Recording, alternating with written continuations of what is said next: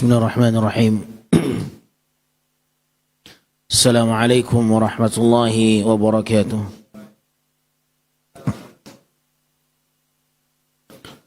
Alhamdulillah, wassalatu wassalamu ala rasulillah wa ala alihi wa ashabihi wa man wala, wa la hawla wa la quwwata illa billah.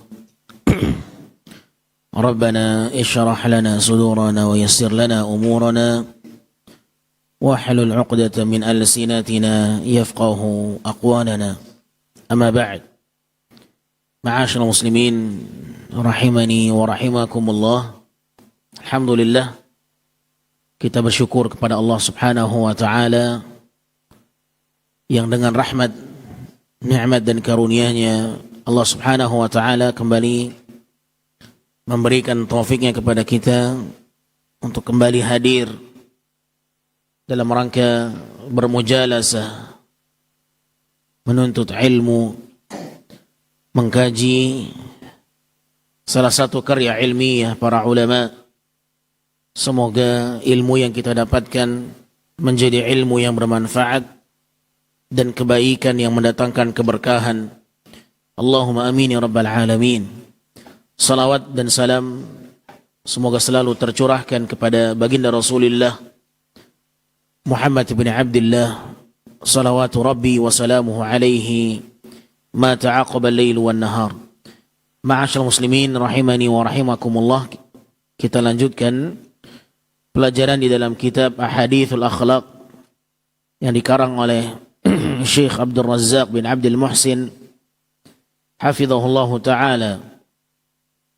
Masih melanjutkan pembahasan yang sebelumnya, yaitu rahmatul iyal, sifat menyayangi anak kecil. Di antara akhlak al-karimah, di antara akhlak yang mulia adalah sifat menyayangi anak kecil. Beliau al-muallif, sang pengarang kitab, menukilkan perkataan al-Imam Ibnu Qayyim rahimahullah, "Faman ahmala ta'lima waladihi ma yanfa'uhu wa tarakahu suda faqad asa'a ilaihi ghayatal isaa'ah." Barang siapa yang lalai dari memberikan pendidikan untuk anaknya dari sesuatu yang bermanfaat dan membiarkan anaknya begitu saja tumbuh dengan sendirinya, tidak dia perhatikan, maka dia telah melakukan kesalahan dan kekeliruan yang fatal. Ya, di antara bentuk kesalahan yang sangat fatal adalah membiarkan anaknya tumbuh dengan sendirinya, tidak ada perhatian dari orang tuanya. Orang tua lalai dari memberikan pendidikan yang bermanfaat untuk anaknya. Tidak dia berikan pelajaran-pelajaran yang berharga, ilmu yang bermanfaat, ilmu agama. Tidak diajarkan bagaimana anaknya salat. Dan ini masih banyak terjadi. Sebahagian orang tua yang sibuk mencari dunianya, orang tua yang sibuk mencari harta, terkadang anak menjadi korban, ditelantarkan, ya, tidak diberikan perhatian khusus. Bahkan ada orang tua yang kedua-duanya bekerja, sang ibu, sang ayah sibuk mencari pekerjaan, mengejar karirnya, ya, tetapi anaknya terlantar. Terlantar di sini maknanya tidak diberikan perhatian agama. Di antara makna lalai yang dimaksudkan. Tidak diajarkan ilmu agama, tidak diperkenalkan dengan Allah Subhanahu wa taala. Apa hubungannya dia dengan Sang Pencipta? Ya, sehingga sang anak tak mengetahui bagaimana cara bersyukur kepada Allah Subhanahu wa taala. Dia tidak mengerti di balik ibadah yang dilakukan adalah bentuk syukurnya kepada Allah Subhanahu wa taala. Ini di antara bentuk kelalaian yang sangat fatal, kata beliau Al-Imam Ibnu Qayyim rahimahullah. Wa aktsarul awlad innama jaa fasaduhum min qibalil aba wa ihmalihim lahum. Dan banyaknya anak-anak, rusaknya mereka disebabkan karena orang tuanya yang lalai, tidak memberikan perhatian anaknya. Wa aktsarul awlad innama jaa fasaduhum, dan kebanyakan anak-anak mereka datang dalam bentuk yang rusak, ya, disebabkan karena faktor orang tuanya dan kelalaian mereka. Wa tarki ta'limihim fara'idad din wa sunanih. Orang tua tidak mengajarkan anak-anaknya ta'lim, tidak mengajarkan kewajiban agama dan sunnah-sunnah yang ada dalam agama. Ini di antara faktor terbesar rusaknya generasi kaum muslimin. Mereka tidak mendapatkan pengetahuan yang cukup tentang agama mereka. Kenapa? Karena orang tuanya tak peduli. Nah, yang difikirkan oleh orang tuanya bagaimana anak ini tumbuh sukses dengan karirnya, bagaimana anak ini berhasil mendapatkan dunianya. Tapi tidak difikirkan bagaimana dia mengenal Allah, mengenal Rabbnya, selamat dari api neraka, menjadi orang yang bahagia di akhirat. Tidak dia fikirkan masalah ini. Padahal Allah Subhanahu wa taala menyebutkan dalam Al-Quran, tugas orang tua yang terpenting adalah menyelamatkan keluarganya dari api neraka. Ya ayyuhalladzina amanu qu anfusakum wa ahlikum nara. Ini tugas terbesar orang tua, adalah menyelamatkan anaknya dari api neraka. Oleh karenanya Nabi Ibrahim, di antara usaha beliau, ya, bagaimana anak keturunannya tumbuh mengenal Allah, beribadah kepada Allah, tidak meninggalkan salat. Nabiullah Ibrahim berdoa kepada Allah, Rabbi ja'alni muqimas salati wa min dzurriyyati. Rabbi ja'alni muqimas salati wa min dzurriyyati. Ya Rabbi, jadikanlah aku dan keturunanku orang-orang yang mendirikan salat. Nah, ini diantara keseriusan Nabiullah Ibrahim di dalam mendidik anaknya tentang ilmu agama. Beliau juga berdoa kepada Allah agar anak-anaknya terhindar dari kesyirikan. Bagaimana doanya? Bagaimana doa Nabi Ibrahim agar anak-anaknya terhindar dari kesyirikan, dari menyembah patung? Siapa yang bisa menghadirkan ayatnya? Hah? Rabbi? Hah? Naam? Jelaskan. Naam.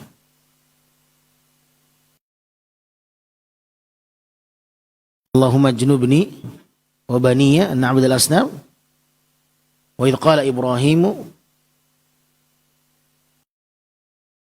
Ibrahimu Rabbi ja'al hadzal balada amina wajnubni. Bukan Allahumma junubni. Naam, tidak masalah. Barakallahu fikum. Redaksi ayatnya, wa idh qala Ibrahimu Rabbi ja'al hadzal balada amina wajnubni wa baniya an na'budal asnam. Sahih, barakallahu fik. Nabi Ibrahim berdoa kepada Allah Subhanahu wa taala, mendoakan negerinya, kota Makkah. Rabbi ja'al hadzal balada amina. Ya Allah, jadikan negeri ini negeri yang aman. Ya Allah, jadikan negeri ini negeri yang aman. Wa idh qala Ibrahim Rabbi ja'al hadzal balada amina wajnubni wa bani an na'budal asnam. Dan jauhkanlah aku dan anak-anakku dari menyembah patung. Ini di antara keseriusan Nabi Ibrahim yang memikirkan dan mementingkan keselamatan anaknya dari kesyirikan. Ya, siapa di antara kita saat ini orang tua yang peduli dengan anaknya bagaimana mereka selamat dari kesyirikan? Nah, qatal iman rahimani wa rahimakumullah, pertemuan yang lalu telah kita sampaikan bagaimana Rasul sallallahu alaihi wasallam memberikan beberapa wasiat kepada anak kecil. Siapa anak kecil ini yang dibonceng Nabi? Sahabat Ibnu Abbas. Naam. Nabi SAW pernah membonceng sahabat yang junior, anak kecil. Bahkan Nabi memanggilnya dengan panggilan wahai anak kecil, ya gulam, inni u'allimuka kalimat, ihfazillaha yahfazka, ihfazillaha tajidhu tujahaka, wa idza sa'alta fas'alillah, wa idza ista'anta fasta'in bila, wa'lam anna al-ummata law ijtama'at ala an yanfa'uka lam yanfa'uka illa bi syai'in qad katabahu Allahu lak. Nah, dan seterusnya sampai akhir hadis. Rasulullah SAW ketika membonceng anak kecil, ya, ketika itu Nabi menggunakan kendaraan apa? Ya? Motor keledai. Nah, Nabi SAW menggunakan keledai, menunggangi keledai dan membonceng anak kecil. Di momen-momen seperti itu, Nabi SAW memberikan pelajaran kepada anak kecil ini. Nabi mengatakan, ya gulam, wahai anak kecil, aku ajarkan kepadamu beberapa kalimat. Ya, jagalah Allah, maka Allah akan menjagamu. Subhanallah. Padahal Nabi SAW tidak memiliki hubungan kekerabatan yang sangat dekat. Sahabat Ibnu Abbas, ya, anaknya Abbas. Nabi SAW memanfaatkan momen kedekatan dengan anak kecil ini, mengajarkan ta'lim agama Allah Subhanahu wa taala, memperkenalkan dia dengan Allah, hubungannya apa. Jagalah Allah, maka Allah akan menjagamu. Ihfazillah yahfazka. Jagalah Allah, maka Allah akan ada di hadapanmu. Apabila engkau meminta, mintalah kepada Allah. Apabila engkau meminta pertolongan, mintalah kepada Allah. Dan ketahuilah, seandainya seluruh umat bersatu, berkumpul, ingin mendatangkan manfaat untukmu, itu semua tidak akan terjadi apabila Allah tidak menghendakinya. Dan apabila satu umat berkumpul, bersatu, ya, ingin memudaratkanmu, mendatangkan hal-hal yang membahayakan bagimu, itu semua tidak akan terjadi kecuali apa yang Allah tetapkan bagimu. Rufi'atil aqlam wa jaffatis suhuf. Pena telah diangkat dan lembaran telah kering dari tintanya. Sempat-sempatnya Nabi mengajarkan ini kepada anak kecil yang dibonceng oleh Nabi Shallallahu Alaihi Wasallam. Siapa di antara kita yang ketika berada di posisi ini mengajarkan anaknya sebagaimana Nabi mengajarkan anak kecil tersebut? Maka Al-Imam Ibnu Qayyim Al-Jauziyah mengatakan kerusakan terbesar anak-anak sekarang ini karena tidak adanya kepedulian orang tua kepada mereka. Lalainya orang tua yang tidak mau mengajarkan ilmu agama kepada anaknya. Banyak orang tua yang lebih mementingkan bagaimana anaknya menjadi orang yang sukses bisnisnya, karirnya, ya, tetapi tidak peduli dengan keselamatan anaknya dari api neraka. Akhirnya dia tumbuh, memang sukses, bahkan mungkin dia menjadi pejabat dengan gaji yang besar, tetapi percuma, tidak ada rasa takut sedikit pun kepada Allah Subhanahu wa taala. Akhirnya apa? Ternyata uangnya yang banyak, karirnya yang sukses dari jalur yang haram. Karena tidak ada takutnya kepada Allah Subhanahu wa ta'ala. Tidak ada ilmu yang dia miliki, apa hubungan dia dengan sang pencipta. Nah, apa sanksinya kalau melakukan yang haram. Tidak takut korupsi, tidak takut memakan harta orang lain. Ya, tidak takut ketika dia mengeluarkan satu kebijakan, keputusan menyulitkan masyarakat, menyulitkan rakyat, menyulitkan orang lain. Subhanallah. Banyak orang-orang yang berhasil mencapai puncak yang dia harapkan, tetapi ternyata setelah ditelusuri, semuanya datang dari jalur yang tidak benar. Pendapatannya, hasilnya dari jalur yang haram, dari bentuk kezaliman, dan lain sebagainya. Subhanallah. Kenapa? Karena mereka tidak dibekali dengan ilmu agama.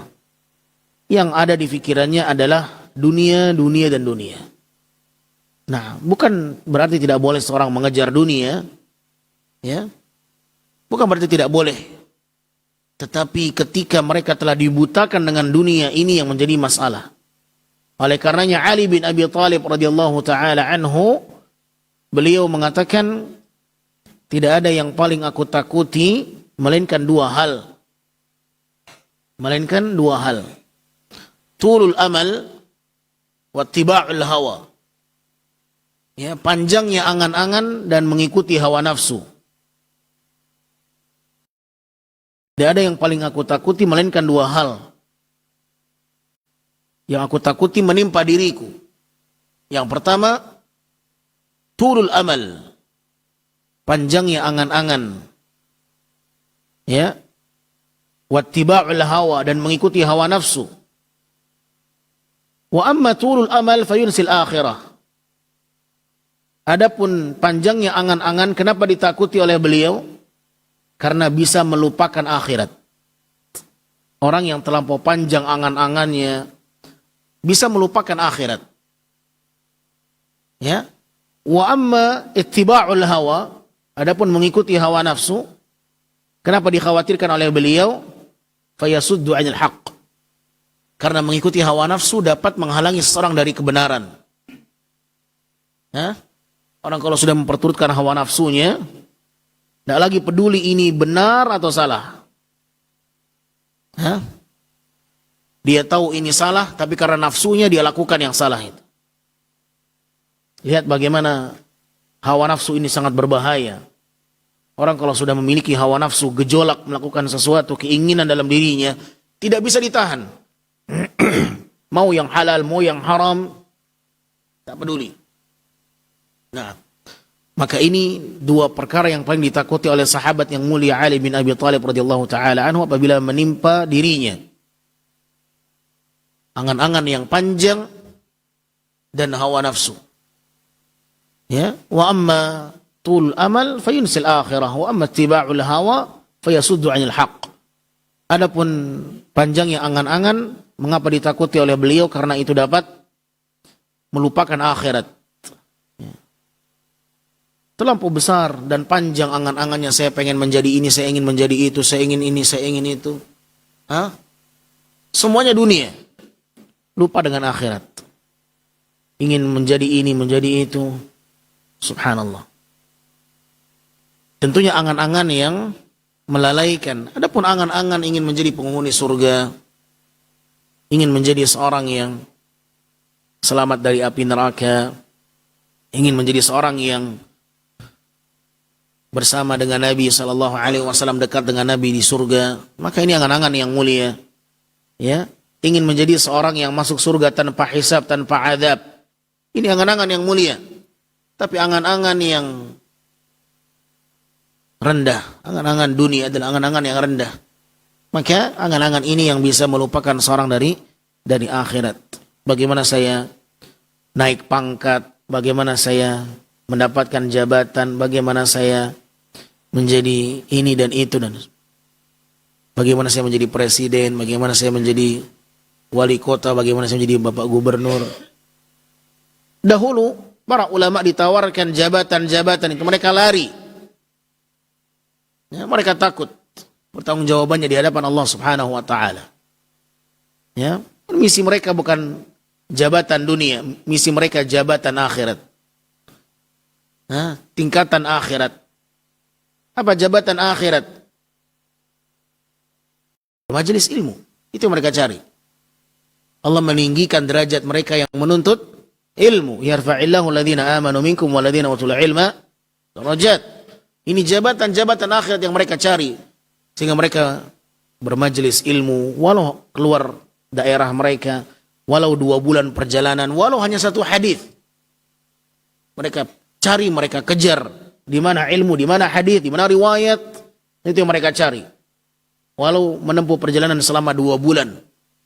Nah, sebagaimana kisah para ulama hadis dahulu.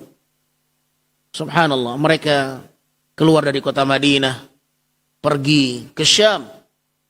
Perjalanan 2 bulan di saat itu. Hanya ingin mendengarkan hadis dari sahabat Rasulullah sallallahu alaihi wasallam. 1 hadis. Tetapi mereka menyadari bahwa dengan itulah mereka mendapatkan surga Allah Subhanahu wa taala.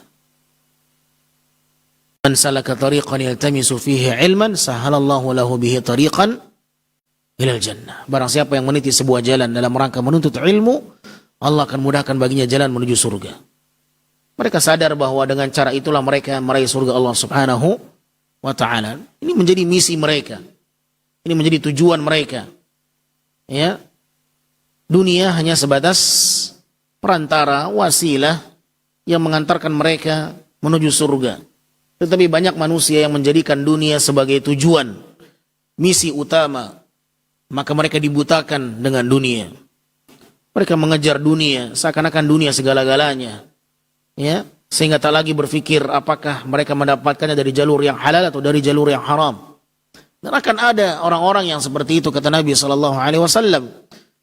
La ya'tiyanna 'ala an-nasi zamanun la yubalil mar'u bima akhadha al-mal amin halal atau min haram. Akan ada satu masa di mana manusia tak lagi menghiraukan hasil pendapatannya apakah dari jalur yang halal atau dari jalur yang haram. Yang penting dapat, yang penting dunia. Taib. Tak diberikan oleh mereka ilmu bagaimana mencari hasil yang halal.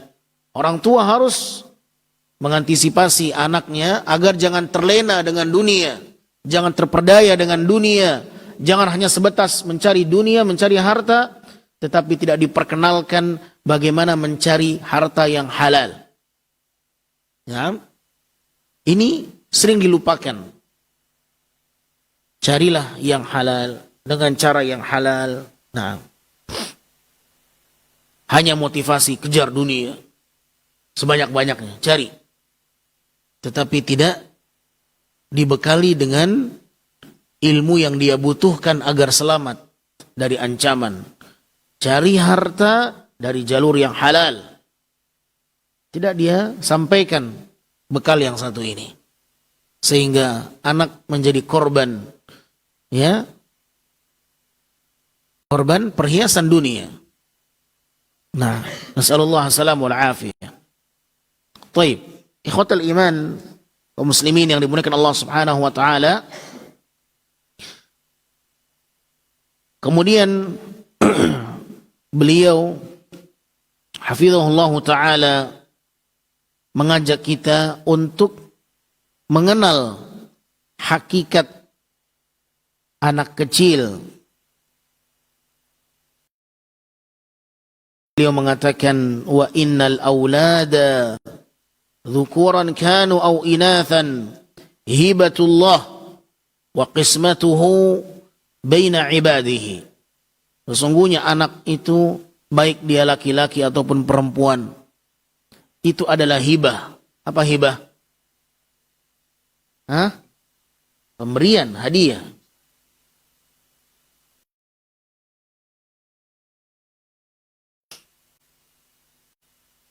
Pemberian dari siapa? Dari Allah. Wa innal awlada dzukuran kanu aw inathan hibatullah. Sesungguhnya anak baik laki-laki maupun anak perempuan itu semua adalah pemberian hadiah dari Allah. Allah membagikannya kepada hamba-hambanya. Allah Subhanahu wa taala berfirman di dalam surat Asy-Syura ayat 49 sampai 50, lillahi mulkus samawati wal ard yakhluqu ma yasha yahabu liman yasha'u inatha wa yahabu liman yasha'u adh-dhukur. Antum yang pakai baju biru, kenapa senyum-senyum terus dari tadi? Mana bukunya? Nggak nyatat? Jangan senyum-senyum. Disangkain apa? Disangkain orang gila. Jangan ganggu temannya. Ya. Lebih baik tidur. Selamat, tidak mengganggu yang lain. Lillahi mulkus samawati wal ard yakhluqu ma yasha. Allah Subhanahu wa taala miliknya lah langit dan bumi. Kekuasaan langit dan bumi milik Allah Subhanahu wa taala. Yakhluqu ma yasha. Allah Subhanahu wa taala menciptakan apapun yang Dia kehendaki. Yahabu liman yasha'u inatha wa yahabu liman yasha'u dzukur. Allah Subhanahu wa taala memberikannya kepada siapapun yang Dia kehendaki, baik anak perempuan maupun anak laki-laki. Allah Subhanahu wa taala yang memberikan. Au yuzawijuhum dzukrana wa inatha. Allah Subhanahu wa taala yang menjadikan mereka berpasang-pasangan. Ya, yang laki-laki berpasangan dengan perempuan, yang perempuan berpasangan dengan laki-laki. Allah yang menjadikan itu semuanya, mengatur segalanya. Wa yaj'alu man yasha'u 'aqima, dan Allah yang menjadikan ada di antara sebahagian hambanya yang mandul, tak punya anak, sulit memiliki anak dan keturunan. Allah yang mengaturnya, Allah yang menghendakinya. Ada sebahagian yang dikehendaki Allah demikian dan demikian. Innahu alimun qadir. Allah maha mengetahui dan Allah maha mampu. Nah, di dalam ayat ini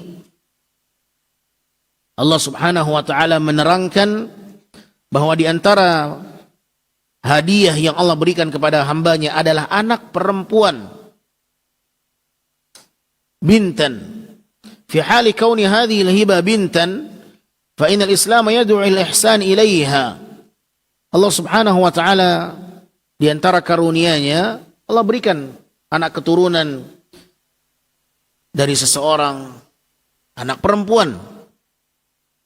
Dan Islam mengajak kita untuk mendidik mereka, mengasuh mereka, ya, memberikan perhatian kepada mereka dan mengajarkan mereka agar anak perempuan ini tumbuh menjadi wanita yang salihah. Litansha imra'ah salihah, sayyinah, afifah. Mengapa poin ini dibawakan oleh beliau sang pengarang kitab? Karena dahulu di zaman jahiliyah anak perempuan ini adalah aib. Aib yang memalukan apabila hadir di tengah keluarga. Ya. sehingga mereka tidak menyayangi anak-anak perempuan. Sifat menyayangi anak perempuan hilang dari mereka. Wa na'a ala ahli jahiliyah wa'dahum laha. Bahkan mereka mengubur hidup-hidup anak perempuan. Ini kebiasaan jahiliyah dahulu. Ya, di zaman Fir'aun, anak-anak laki-laki yang dibenamkan, yang dikubur hidup-hidup karena khawatir dan takut kekuasaannya berpindah tangan kepada mereka yang tumbuh. Dari mimpi yang ditakwilkan bahwa akan ada seseorang yang melengsarkan kekuasaannya, anak bayi laki-laki yang terlahir, dia akan menggantikan posisinya. Maka diambillah kebijakan oleh Fir'aun membunuh semua bayi anak laki-laki. Subhanallah. Ini diantara kebiasaan jahiliyah, mengubur hidup-hidup anak kecil, perempuan, anak laki-laki di zaman Fir'aun. Kalau di zaman sekarang, aborsi. Ya. Menghilangkan nyawa yang tidak berdosa. Membunuh jiwa yang tidak berdosa tanpa hak. Ini dosa besar. Dosa yang membinasakan. Bukankah demikian? Hah? Apa dalilnya? Siapa yang tahu? Di antara 7 dosa yang membinasakan, sab'al mubiqat. Nabi mengatakan apa? Ijtanibu sab'al mubiqat. Jauhilah oleh kalian 7 dosa yang membinasakan. 7 perkara yang membinasakan. Asyirk. Kemudian sihir. Kemudian qatlun nafs allati harramallahu illa bil haq. Membunuh jiwa tanpa hak yang Allah haramkan. Kemudian aklu riba, memakan harta riba. Wa aklu malal yatim, memakan harta anak yatim. Wa tawalli yawmaz zahf, kabur dari medan pertempuran. Wa qadful muhsanat, dan menuduh seorang wanita berzina tanpa jalur yang benar. Tuduhan-tuduhan yang tidak benar. Menuduh seorang wanita mukminah dengan tuduhan zina. 7 perkara yang membinasakan, di antaranya membunuh jiwa tanpa hak. Di antaranya aborsi. Ya, membunuh jiwa yang tak berdosa. Subhanallah.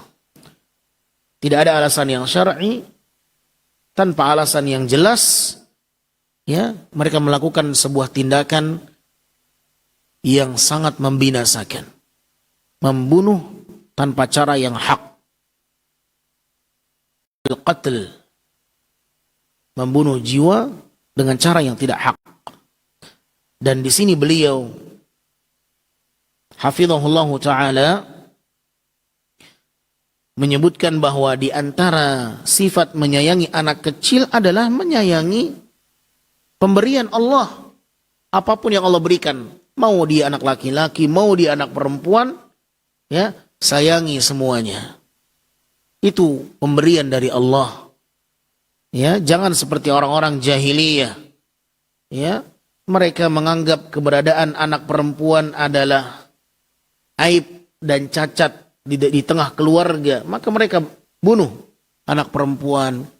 Hidup-hidup mereka bunuh. Ya, mengubur hidup-hidup. Allah Subhanahu wa taala menyebutkan dalam surat An-Nahl ayat 58, 59. Wa idza busyira ahaduhum bil untha dhalla wajhuhu muswaddan wa huwa kadhim yatawara minal qaumi min su'i ma busyira bih ayumsikuhu ala hunin am yadussuhu fit turab ala sa'a ma yahkumun. Dan apabila mereka diberitakan kabar gembira tentang kehadiran anak perempuan, dhalla wajhuhu muswadda, justru wajah mereka menghitam. Wa huwa kadhim, mereka tak menerima keberadaan anak perempuan. Justru mereka marah. Ya, wajah mereka menghitam. tanda tidak rela dan tidak ridha dengan keberadaan anak perempuan di tengah keluarga. Apa yang terjadi? Yatawara minal qaum. Mereka bersembunyi, merasa terhina dengan anak perempuan yang mereka miliki. Akhirnya mereka bersembunyi dari manusia. Yatawara minal qaumi min su'i ma busyira bih, karena mereka menganggap ini adalah keburukan, kehinaan. Akhirnya mereka bersembunyi dari banyak manusia, dari kaum. Ya? Ayumsikuhu ala hunin. Apakah mereka akan mempertahankan anak perempuan ini dengan menanggung kehinaan, rasa malu di tengah masyarakat? Am yadusuhu fit turab, atau mereka mengubur hidup-hidup anak perempuan? Ala sa'a ma yahkumun. Sungguh buruklah keputusan mereka. Sungguh buruklah keputusan mereka. Kalau dibiarkan anak perempuan ini, berarti mereka harus menanggung malu seumur hidup. Kalau dia dibenamkan, maka dia harus mengubur hidup-hidup anak perempuan ini. Dua pilihan. Kedua-duanya buruk. Maka Allah mengatakan, ala sa'a ma yahkumun. Sungguh buruklah keputusan mereka. Ma'asyar muslimin, rahimani wa rahimakumullah. Maka di antara kebiasaan jahiliyah adalah mengubur hidup-hidup anak perempuan. Nah, dan ini jauh dari akhlak yang mulia. Perbuatan ini jauh dari akhlak yang mulia. Karena di antara akhlak yang mulia adalah menyayangi anak kecil, baik dia laki-laki atau perempuan. Dan Islam datang melalui perantara Nabi Muhammad SAW dengan akhlak yang mulia. Nabi diutus oleh Allah Subhanahu wa taala, "Innama bu'ithu liutammima makarimal akhlak." Maka di saat manusia berada dalam kondisi jahiliyah, dalam keadaan yang rusak, hidup tanpa norma, tanpa bimbingan, tanpa arahan, maka Nabi Muhammad SAW diutus oleh Allah di tengah mereka. Ya, karena tidak ada seorang Nabi yang hidup di tengah mereka. Bahkan 600 tahun. Ya, 600 tahun semenjak Nabi Musa diangkat oleh Allah Subhanahu wa taala. Ya. Nabi Isa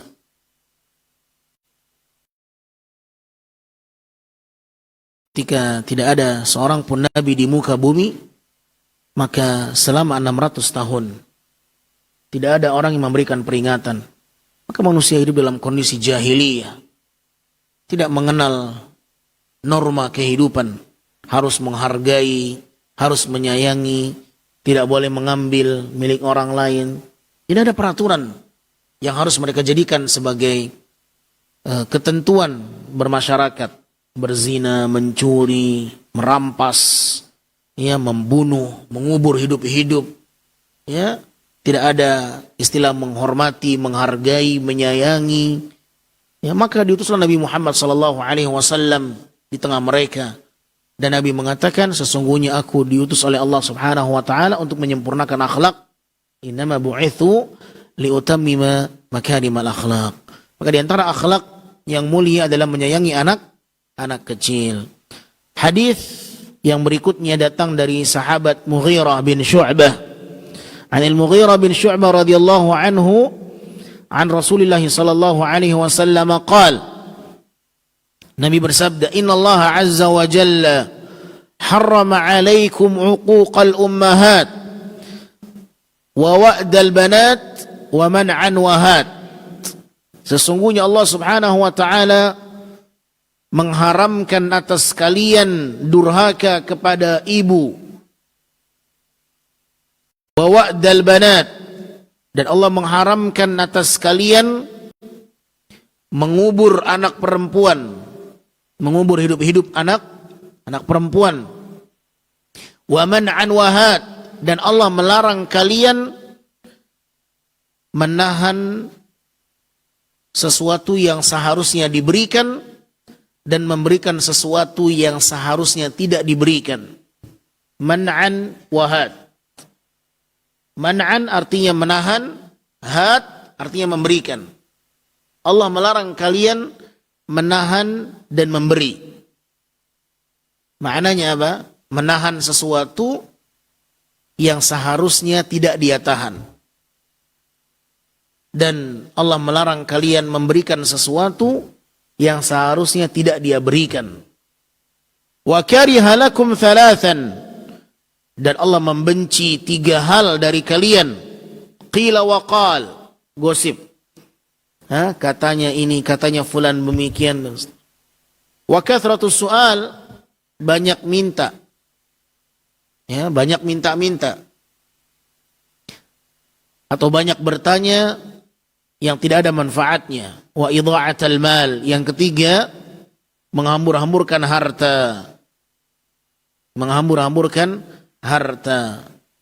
Muttafaqun alaih. Hadis ini sahih diriwayatkan oleh Imam Al-Bukhari dan Imam Muslim. Naam, Mughirah bin Syu'bah, sahabat Nabi yang mulia, meriwayatkan sebuah hadis dari Nabi sallallahu alaihi wasallam bahwa Allah melarang, mengharamkan durhaka kepada ibu, ummahat. Ummahat bentuk jamak dari kata Kenapa durhaka kepada ibu diharamkan? Apakah maknanya durhaka kepada ayah boleh? Tidak. Tetapi kenapa disebutkan di sini ibu? Durhaka kepada ibu karena seringkali ibulah yang didurhakai oleh anak. Banyak anak-anak yang berani melawan ibunya, tetapi tidak berani melawan ayahnya. Sehingga ibu seringkali menjadi korban, ya, kedurhakaan anaknya. Maka ditegaskan secara khusus di sini, ya, durhaka kepada ibu. Agar kita tahu bahwa durhaka kepada ibu besar dosanya.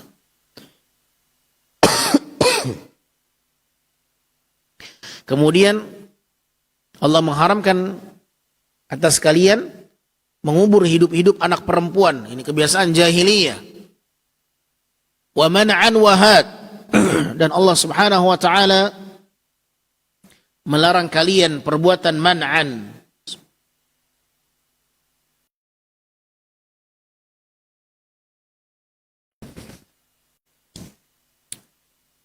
Apa man'an tadi? Menahan.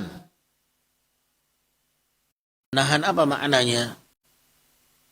Allah mengharamkan kalian menahan sesuatu.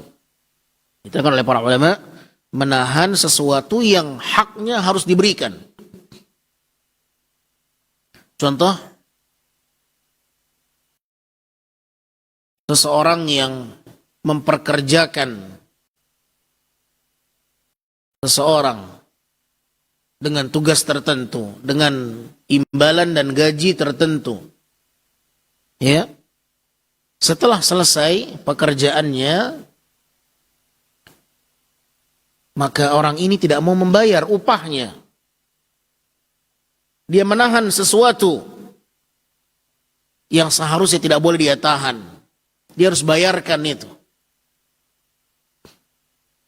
Contoh, seorang guru, dia sudah bekerja dengan baik, mengajar, dan pada saat dia harus menerima gaji, ditahan gaji itu. Ini sebuah kezaliman. Haram, Allah mengharamkan itu. Tidak boleh dia tahan. Kenapa? Itu haknya yang harus dia berikan. Dia menahan sesuatu yang seharusnya dia berikan. Ini haram hukumnya. Ya. Seharusnya dia berikan tetapi dia tahan.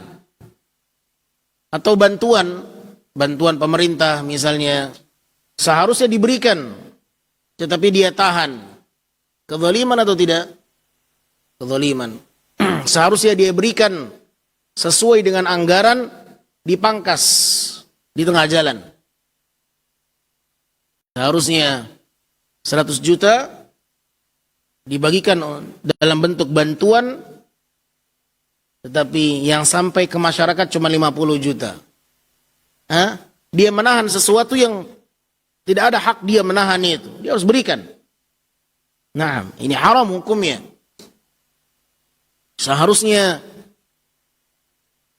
keuntungan itu dibagikan, tetapi tidak dia bagikan.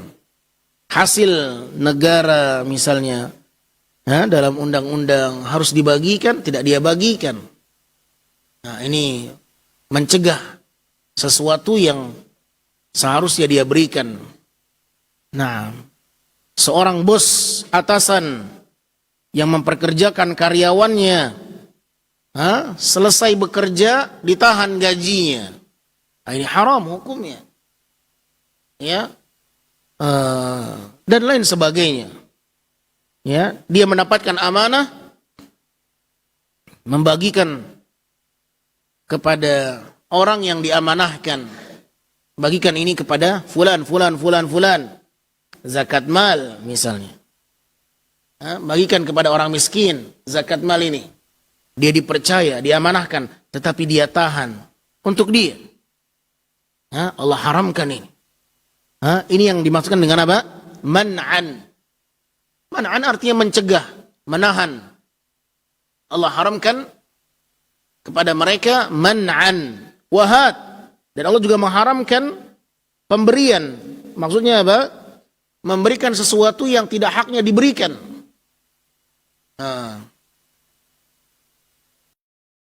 Contohnya apa? Banyak. Tinggal cari contohnya. Ya. Seharusnya tidak dia berikan, tapi dia berikan. Nah, ini memberikan sesuatu yang tidak diridhoi oleh Allah. Apa saja? Dia memberikan yang seharusnya tidak dia berikan. Contoh, tanda tangan. Ya, tanda tangan untuk melegalkan sesuatu yang diharamkan Allah subhanahu wa ta'ala. Melegalkan tempat-tempat yang dilaksanakan di sana prostitusi misalnya, na'udzubillah min dzalik, dilegalkan, dia berikan tanda tangannya, tanda legal. Seharusnya tanda tangan ini tidak dia berikan, tapi dia berikan karena ada yang dia dapatkan, ada kepentingan misalnya. Dia memberikan sesuatu yang tidak seharusnya dia berikan. Ini memberikan yang diharamkan. Memberikan bunga, riba, tawaran-tawaran yang menggiurkan tetapi diharamkan dalam Islam. Subhanallah. Nah, ini semua diharamkan oleh Allah Tabaraka wa Ta'ala. Dan yang menjadi poin pentingnya di sana adalah membunuh anak perempuan. Dan Allah membenci dari kalian 3. Qila wa qal, gosip. Ya, hati-hati ini. Membicarakan orang lain. Ya, ini menjadi sesuatu yang sangat menggiurkan di tengah masyarakat. Membahas fulan, menceritakan tentang si fulan. Ya, katanya dia begini, katanya dia begitu. Ujung-ujungnya dia terseret dalam perkara yang haram, bukan sebatas makruh, ghibah. Na'udzubillah min dzalik. Wa kathratus su'al, di antara perkara yang Allah membencinya adalah banyak minta. Dan para ulama mengatakan di antara maknanya adalah banyak bertanya, seperti Bani Israel, menanyakan sesuatu yang tidak ada manfaatnya. Wa idha'atal mal, menghambur-hamburkan harta. Ya, ini di antara perkara yang dibenci oleh Allah Subhanahu wa Ta'ala. Kemana anggaran? Oh, ternyata anggarannya dipakai untuk hal-hal yang tidak jelas. Untuk membayar konser misalnya. Padahal banyak orang-orang yang sedang kesulitan. Banyak orang-orang yang sulit ekonominya, membutuhkan bantuan, tetapi anggaran digunakan untuk mendatangkan konser. Na'udzubillah min dzalik. Untuk hal-hal yang tidak manfaat, yang tidak jelas, menghambur-hamburkan harta, atau untuk membeli minum-minuman keras untuk pesta pora. Na'udzubillah min dzalik. Ya. Padahal bisa dana itu disalurkan kepada orang yang membutuhkan, yang sedang kesulitan, ya. Yang di antara bentuk menghambur-hamburkan harta. Nasallallahu alaihi wa sallam. Ini di antara perkara yang tidak disukai oleh Allah Subhanahu wa taala. Sampai di sini pembahasan yang bisa kita uraikan, semoga menjadi ilmu yang bermanfaat dan semoga apa yang kita dengar menjadi hujjah bagi kita semuanya, penolong yang menyelamatkan kita dari keburukan dunia dan akhirat, dan semoga Allah Subhanahu wa taala menjadikan kita termasuk di antara orang-orang yang memiliki akhlakul karimah, mencontoh dan meneladani Nabi alaihi salatu wassalam dalam segala hal. Wabillahi taufiq. Subhanakallahumma wa bihamdika asyhadu an la ilaha illa anta astaghfiruka wa atubu ilaik. Wassalamu alaikum warahmatullahi wabarakatuh.